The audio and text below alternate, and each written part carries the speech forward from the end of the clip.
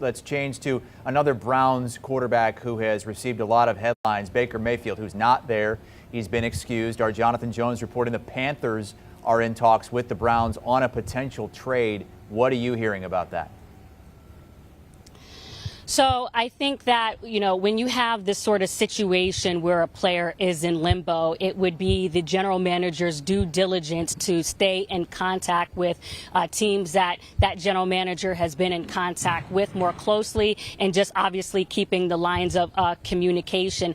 The last I had heard and reported last week was that nothing was imminent. One of the remarks I made in reporting that last week was that obviously that is easier to say when you're in June. Obviously, as you get closer to the advent of training camp and teams have a better opportunity to assess what their personnel looks like or does not look like, and in this case, that would be Matt Corral and Sam Darnold for the Carolina Panthers, perhaps as you get closer to that countdown, it would be easier.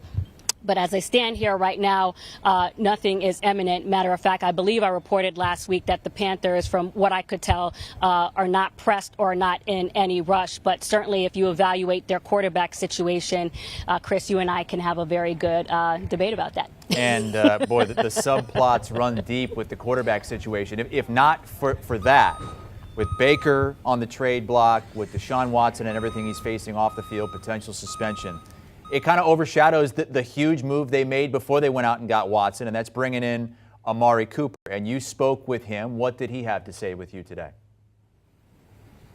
Well, outside of just, focusing on Deshaun Watson and Baker Mayfield, and I will answer your question, but I just wanted to underline really quickly as far as Baker Mayfield, because a lot was made at the fact that he was excused from here and whether that portends or foreshadows things moving to training camp. And one of the things that I understand with regards to the decision not to have him here, although it was mutual, is the fact that this is the real true practice for the Browns on this day. After this, they go to Canton, and then they come and practice at the stadium. So that was another reason and the factors of why Baker Mayfield is not here, among others. But I just wanted to mention that.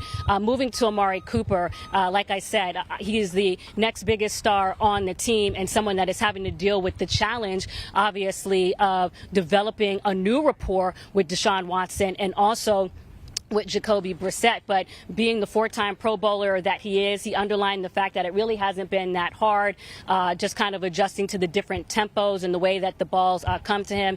He's remarked at the fact that Deshaun Watson and he have developed a really nice rapport on the field. He underlined how both of them are perfectionists and how he strives to catch 50 of 50 balls from Jacoby as he does Deshaun Watson, but that he feels like no matter what the situation is moving forward, that he will be okay. And lastly, I'll just quickly mention that last year, obviously, he was with the Cowboys and coming over to the Browns. Although he is not the elder statesman wide receiver on this team, Jakeem Grant is at 29, that he is taking on the role of bringing some of the younger guys, Donovan Peoples-Jones, Anthony Schwartz, under his wings. The question, though, remains, Chris, does this team need a number 2 wide receiver above the skill set of a Donovan Peoples-Jones? And you mentioned the Carolina Panthers. If something happens in the future, could somebody like a Robbie Anderson be a part of that trade? Just something I'm throwing out there. Back to you. Okay, Josina, question we'll have for you, I'm sure, if things start to heat up on the trade block. Josina is out there in Ohio with the Cleveland Browns. Deshaun Watson speaking for the first time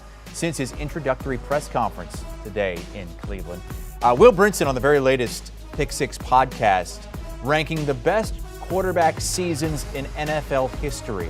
Brady, Manning, Montana, Mahomes, and more. Check it out, the Pick Six podcast. Download and follow.